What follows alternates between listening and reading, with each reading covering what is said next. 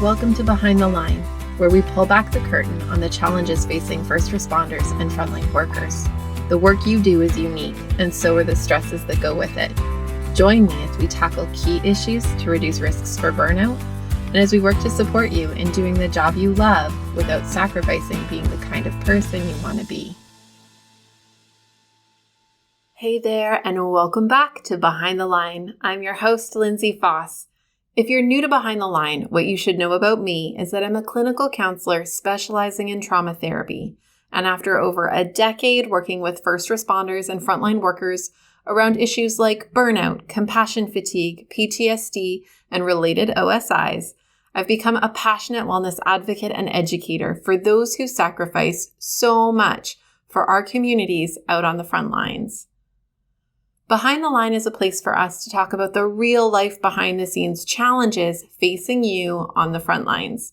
I created this podcast with the hope of bringing easy access to skills for wellness, allowing you to find greater sustainability both on the job and off.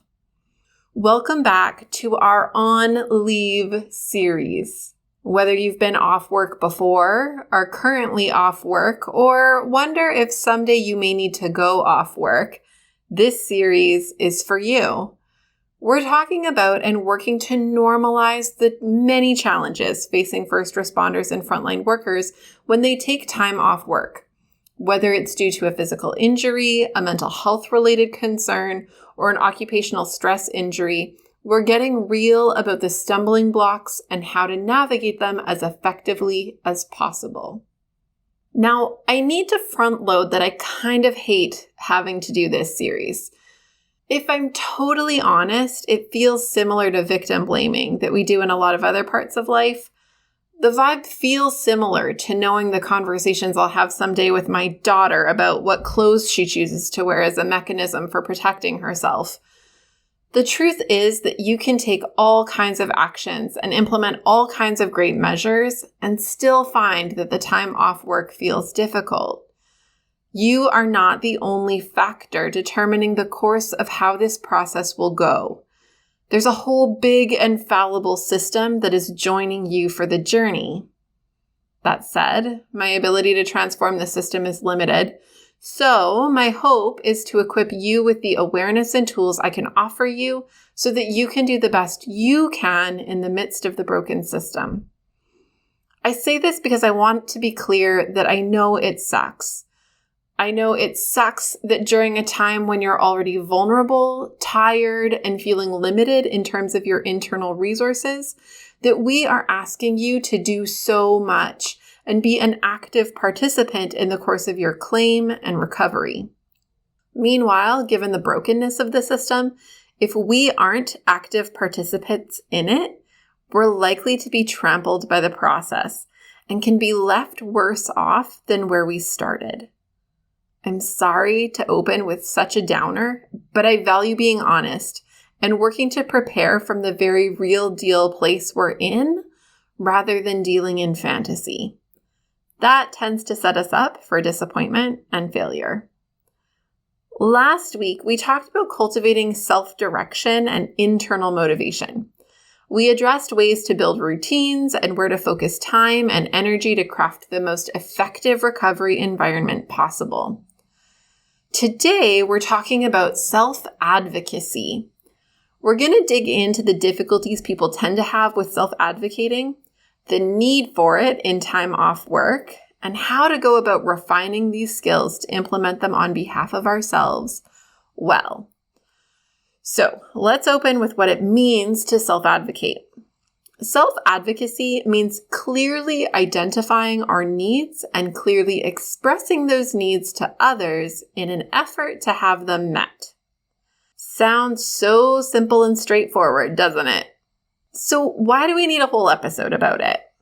Well, here are some of the major stumbling blocks to self-advocacy. First, we're bad at knowing our needs. How often, when you have little free time, do you fill it with random shit like scrolling your phone? Do you need to scroll your phone? Is it serving you better than other choices that are more needed? If you could identify a need and serve it in that same amount of time, Don't you think that would feel pretty great? The thing is we know we probably have some bigger, more specific needs, but we're bad at knowing about them. Second, we're bad at serving our needs. To know our needs is one thing. For example, I know I need to go to bed by a decent hour to get the sleep I need to do well in managing my life the next day. But does that mean I serve that need well or consistently? You and I both know the honest answer to that is hell to the no. Just because I know a need and can clearly identify it doesn't mean I'm great at prioritizing or valuing it.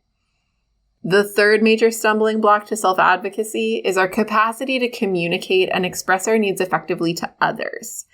And this is a big one when we're off work on some kind of insurance or workers' comp claim, because there are likely to be a lot of cooks in the kitchen. And being able to clearly and effectively discuss our needs with these various stakeholders is fundamentally necessary if I hope to direct any of where this goes. Okay, so when it comes to self-advocacy, step one is to know what you need. To be able to clearly identify your needs does not just magically happen. Despite the fact that we spend all day with ourselves, we are not great at taking the time and space to slow our rolls and get to know ourselves. If I asked you what your sweet spot is for sleep, could you tell me? What about for social media exposure or screen time generally? How many hours is good for you, benefits you? And where is the line where it tips the scales toward worsening your mood or capacity to be resilient? Have you ever considered what kinds of support benefit you most and done an inventory of the people in your life who can serve those areas of need? While we are all walking around with needs all the time, we are often walking around with them hidden so deeply undercover that we don't know what the heck they are. Or we're walking around knowing a little bit about them and hoping that someone will mind read knowing them to meet them for us without us asking. Both of these options are a setup for failure for us and the people in our lives. The thing about knowing needs is that it takes time and investment. Think about how you've learned what any person in your life has ever needed. Likely, you've taken the time to notice or ask or walk alongside their journey to observe and recognize their needs. You recognize feedback from when you've stumbled into doing something that serves their needs well, and the feedback that comes from when we fudged it up. We take that and track it so we can offer the best we can to the people we care about and reduce the things that really don't work for them. It's the same for us. We need to carve out time and space to explore and examine our own needs. We need to enter this time and space with curiosity and openness. This is not a one and done. Needs change and evolve as we do. So we need to check in with ourselves on a semi-regular basis to see what new needs have developed, what old needs are no longer feeling necessary, and adjusting our meeting of needs to adapt to how they flex. When it comes to examining and identifying needs, I have a few tips. Number one, start with the basics. If this process feels big and overwhelming, start with the most basic building blocks first and grow from there. Think about your basic needs like sleep, nutrition, movement, hydration, and connection.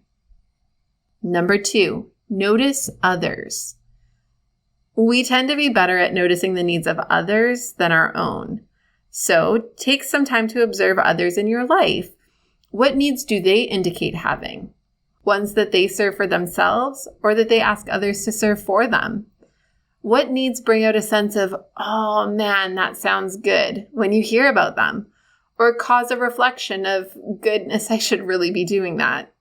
Use those as a prompt to guide you. Number three, observe yourself. Notice where you feel disappointed by others for not mind reading your needs. Observe when you feel let down by yourself or those around you. Take notice of times where your mood shifts and be curious about what need this might be indicating.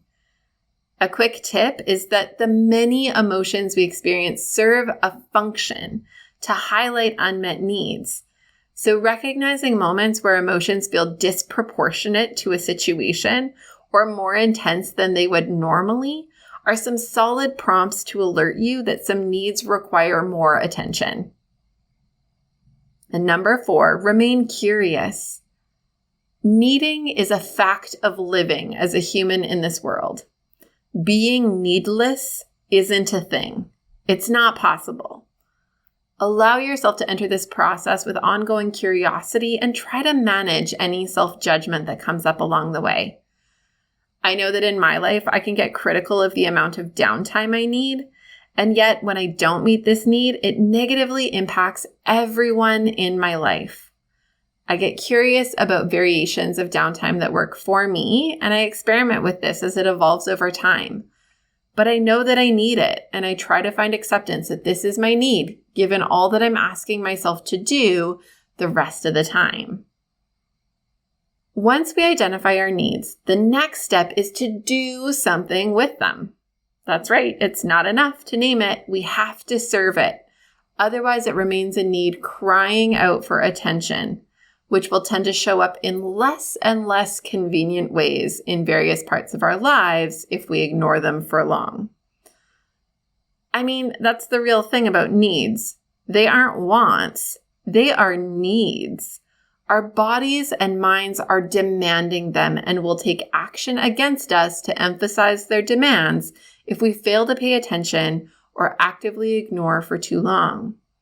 This can start to look like increased irritability, volatile emotions and mood swings, extreme overwhelm, or extreme numbing or disconnection, and can even manifest in physical pain and illness, as well as a whole lot more. When it comes to prioritizing and engaging with our needs, here are my suggestions. Number 1, brainstorm. Let's say that I need to get more sleep. That's the need I've identified.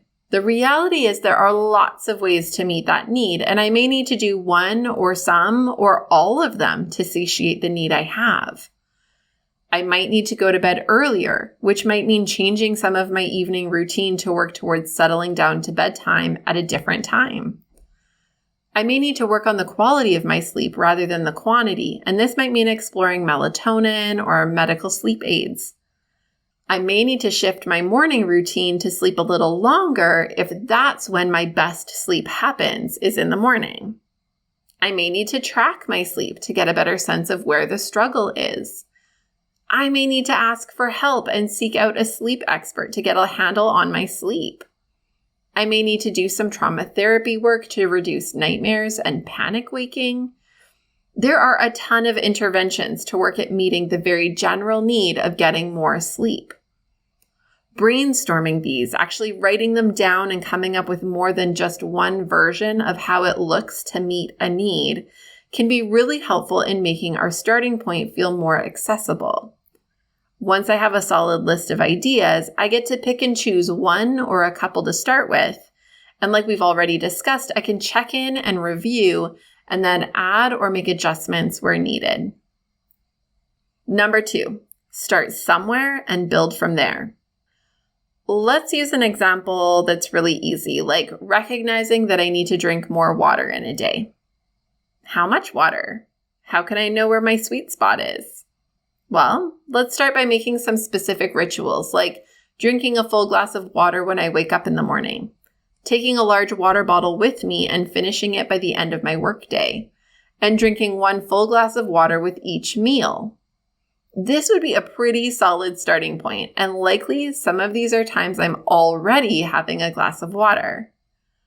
From here, I'm going to agree to doing this for a couple of weeks or a month, and then checking in with myself to see how I'm feeling and if I need to adapt this further.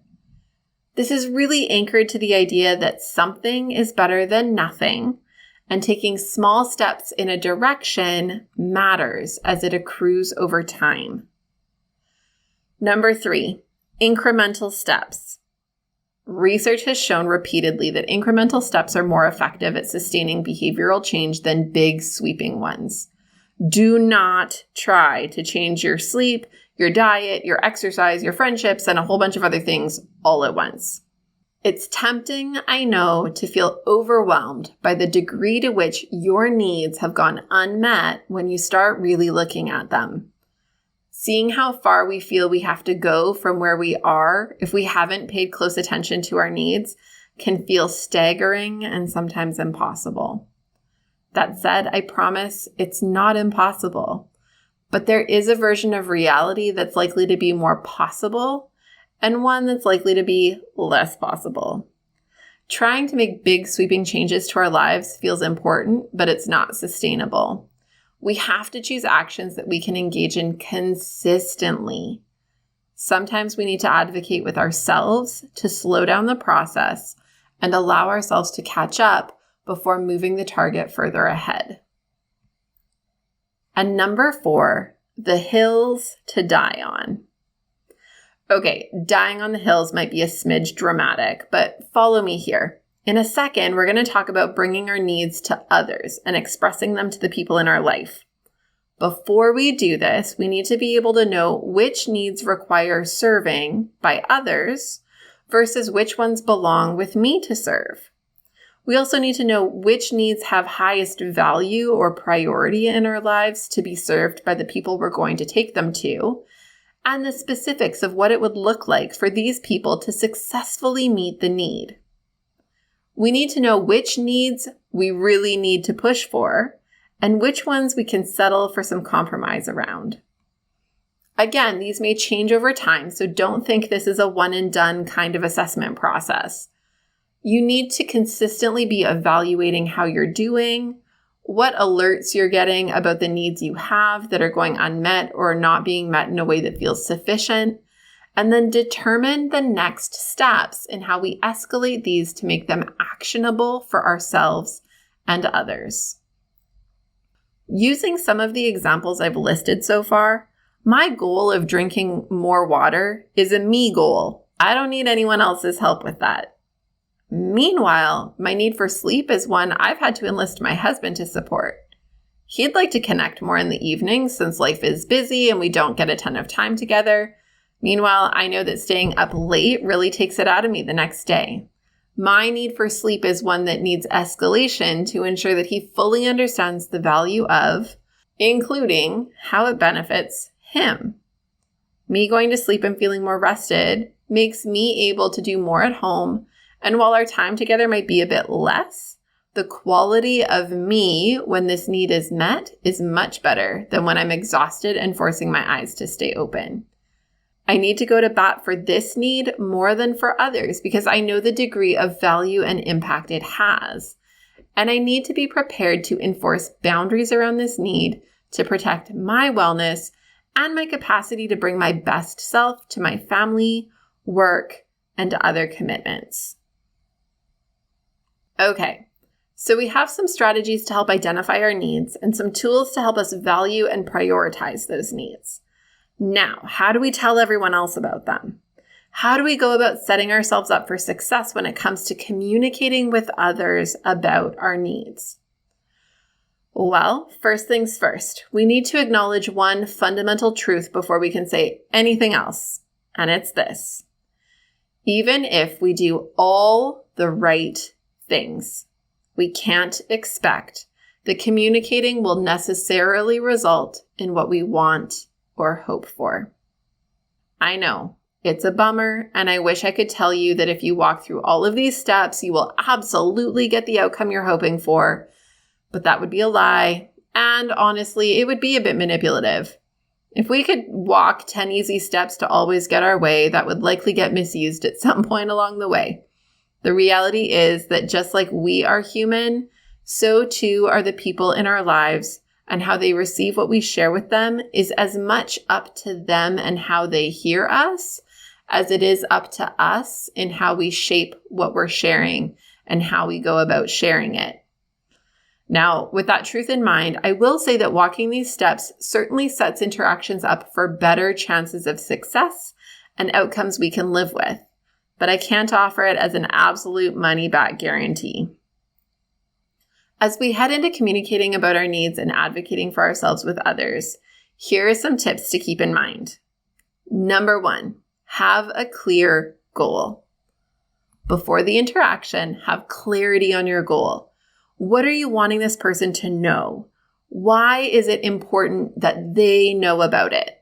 How can you make it abundantly clear and remove friction for them to be able to be successful in meeting whatever need you're presenting? All too often, we advocate for ourselves without clarity, but rather a lot of unclear emotion. We get riled up and open something without a clear sense of where we hope to end up, and rarely does that go well. We can also tend to bring things up with the wrong person, seeking needs to be met from someone who can't or isn't in a position to serve that need. Before advocating, slow your roll and make sure you feel really clear on what you're doing, why you're doing it, and that the person you're approaching is the right person for what you're bringing. Number 2, think about what it's like to receive. That whole idea of walking a mile in someone else's shoes is something worth keeping in mind.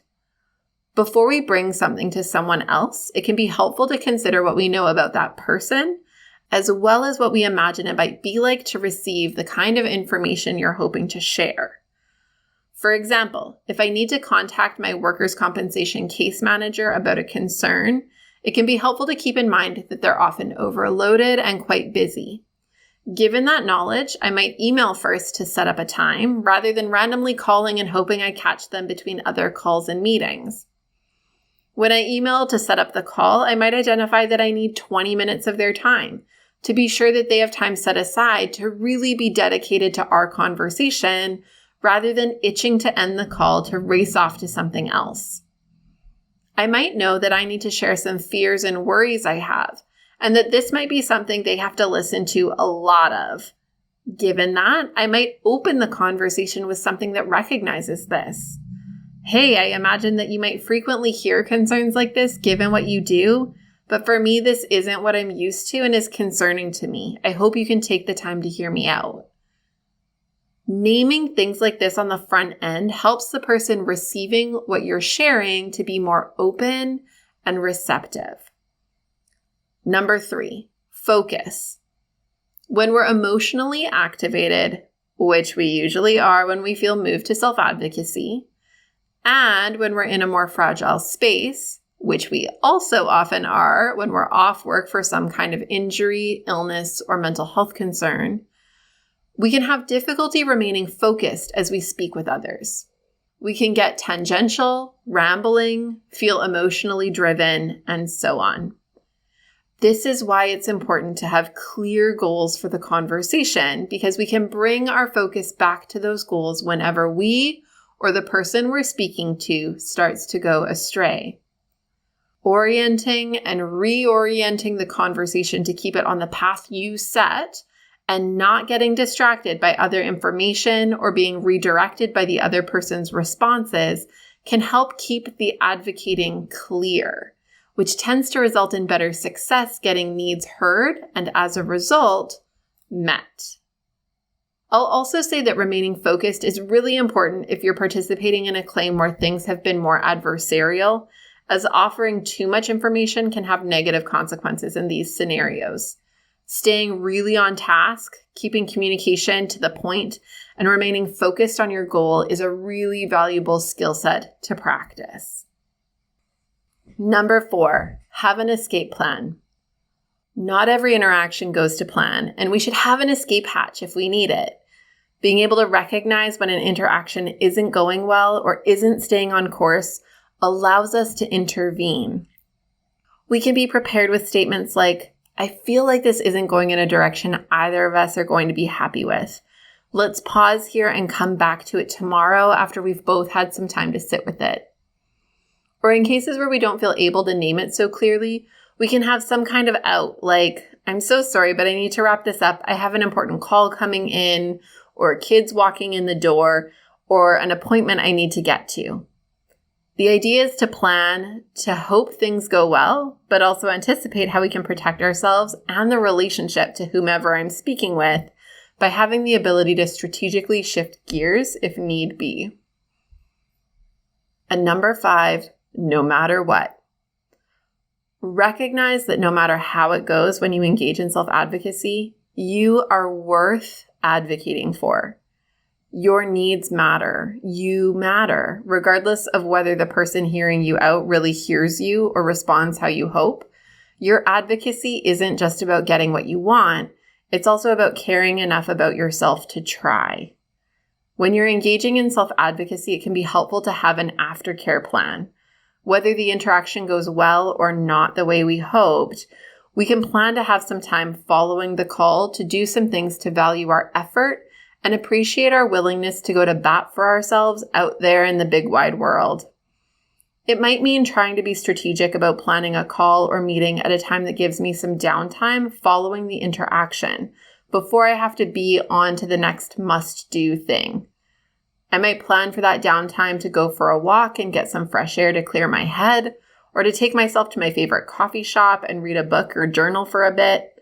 It's about holding grace and care for myself, no matter what happened and how the interaction went. We've covered a lot today, friends. Before we end, let me also say that these skills can take some practice, and it can be best to start in easier places with people we trust will respond well to us as we build our confidence. Let me also say that it's okay if it feels hard when people don't respond well.